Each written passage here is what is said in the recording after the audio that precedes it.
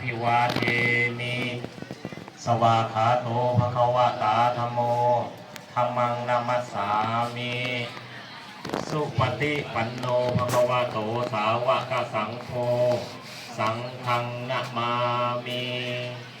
ครับลำดับต่อไปพระคุณเจ้านะครับพระภิกษุหนุ่มสามเณรน้อยเข้าหลวงพ่อนะครับพระอาจารย์ควรจะได้เมตตาไปห้าป่วยสลา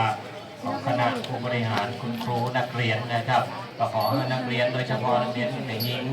นะครับสุภาพสตรีทั้งหลายอย่าแตะต้องเนื้อปืน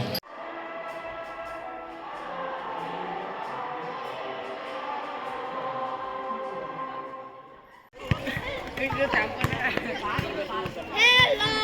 good afternoon.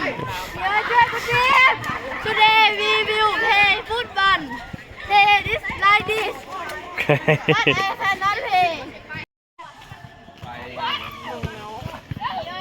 3 ครั้ง